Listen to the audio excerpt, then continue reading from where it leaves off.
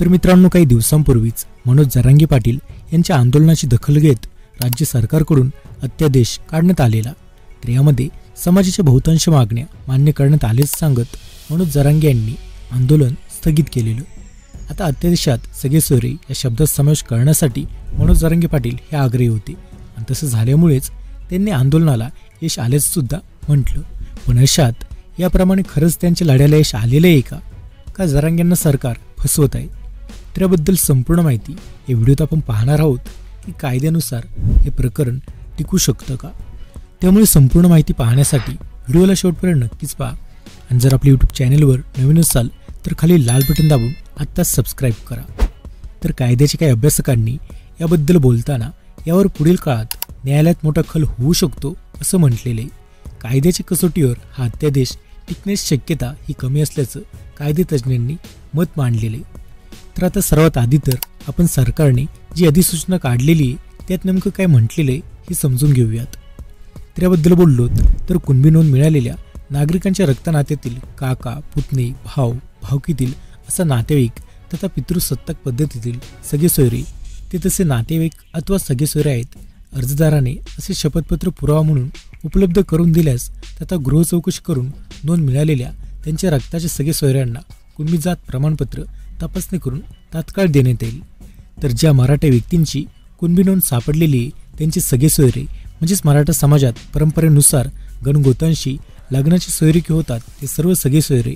मात्र सगळे सोयरे यांचा सर्वसाधारणपणे अर्थ पितृसत्ताक पद्धतीचे नातेवाईक असा घेतला जाईल तथा लग्नाच्या ज्या सोयरिकी होतात त्या गणगोतात आहेत किंवा सजाती आहेत याचा पुरावा उपलब्ध करून दिल्यास गृह चौकशी करून त्यांना कुणबी प्रमाणपत्र हे देण्यात येईल। तर कुणबी नोंद मिळालेल्या नागरिकांच्या राज्याअंतर्गत सजातीय झालेल्या विवाहातून तयार झालेल्या नातेसंबंधातील सगळ्या सोयऱ्यांना जात प्रमाणपत्र मिळण्यासाठी अर्ज सादर करता येईल। मात्र या तरतुदीचा दुरुपयोग करता येऊ नये म्हणून सदर विवाह सजाती आहे या संदर्भातील पुरावा देणे तथा गृह चौकशीत तशा प्रकारचा पुरावा मिळणे हे देखील आवश्यक असेल व याची पूर्तता झाल्यास त्यांनाही कुणबी जात प्रमाणपत्र हे देता येईल। तर सगळे सोयरे या शब्दाची व्याख्या अधिसूचनेत काही अशा प्रकारे की सगळे सोयरे या वर्गातील नातेवाईक म्हणजेच अर्जदाराचे वडील, आजोबा, पणजोबा व त्यापूर्वीच्या पिढ्यामध्ये जातीमधील झालेल्या लग्न नातेसंबंधातून पूर्वी निर्माण झालेले नातेवाईक असा असेल। यामध्ये सजातीय विवाहातून जे नातेसंबंध तयार झालेत त्यांचा समावेश हा केला जाईल। तर आता मग मागणी काय आणि अडचण कुठे येते याबद्दल बोललोत तर मराठा समाजाला कुणबी प्रमाणपत्र मिळण्याची मागणी ही करताना मनोज जरांगे यांच्याकडून नोंदी सापडणाऱ्यांच्या सगळे सोयऱ्यांना सुद्धा कुणबी प्रमाणपत्र द्यावे अशी मागणी करण्यात आली होती। त्याचबरोबर प्रामुख्याने जरांगे पाटलांनी आईची जात कुणबी असेल तर आईची जात मुलांना लावण्यात यावी अशी मागणी सुद्धा केली होती। त्यासाठी सगळे सोयरे शब्दाच्या समावेशासाठी जरांगे पाटील आग्रही होते। पण सरकारने काढलेल्या अध्यादेशामध्ये सजातीय विवाह संबंधातून तयार होणाऱ्या नातेसंबंधांचाच समावेश सगळे सोयरे यात केला जाणार असल्याचं म्हटलेले। तर आता कायद्याच्या कसोटीवर हे टिकेल का याबद्दल बोललोत तर कायद्याच्या कसोटीवर हा अध्यादेश टिकेल याची शक्यता बऱ्याच तज्ज्ञांना खूप कमी वाटते। सुप्रीम कोर्टातील वकील सुद्धा काही वृत्तसंस्थांशी बोलताना असंच म्हणालेले आहेत। तर याच्या विरोधात कोर्टात याचिका होणार हे जवळपास स्पष्टच आहे आणि त्यानंतर कोर्टासमोर याबाबत सर्व बाजूंनी विचार केला जाईल। तर सरकारने काढलेला अध्यादेश घटनेच्या चौकटीत बसणारा आहे का हा सर्वात महत्त्वाचा प्रश्न उपस्थित होणार आहे। तर सध्या फक्त दबाव तंत्रामुळे सगळं काही घडत असल्याचं पाहायला मिळतंय असं काही सुप्रीम कोर्टातील वकील राकेश राठोड यांनी बीबीसीशी बोलताना सांगितलेलं।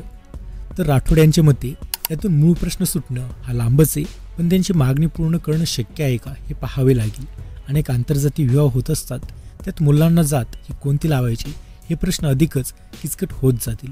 त्यामुळे अशा निर्णयामुळे आंतरजातीय विवाह करणाऱ्यांचे अनेक प्रश्न निर्माण होऊ शकतात। तर आंतरजातीय विवाह करणाऱ्यांनी उद्या सगळे सोयरे असल्यास सांगत आम्हाला ओबीसीत घ्या असं म्हटलं तर अडचण ही येऊ शकते। त्याशिवाय याची काही ठोस आकडेवारी असलेला डेटा असल्याशिवाय असं काही करता येत नाही। तर सरकारकडे घाईमुळे अद्याप तसा डेटा उपलब्ध झालेला नाही।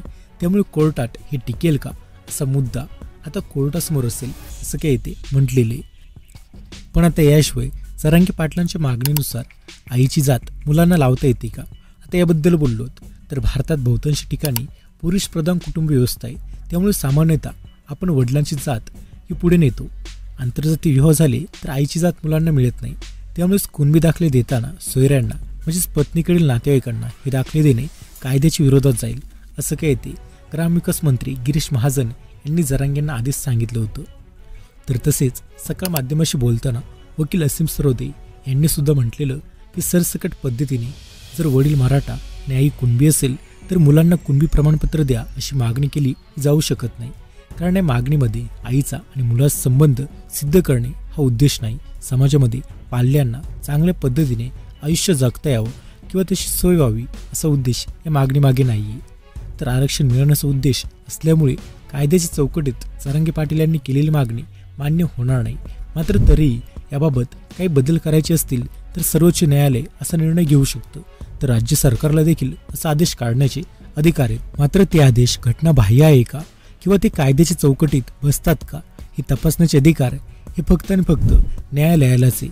त्यामुळे राज्य सरकारने असं काही आदेश काढला तर लगेचच त्याला कोर्टात आव्हान हे दिलं जाऊ शकतं, असं देखील हे वकील सांगतात.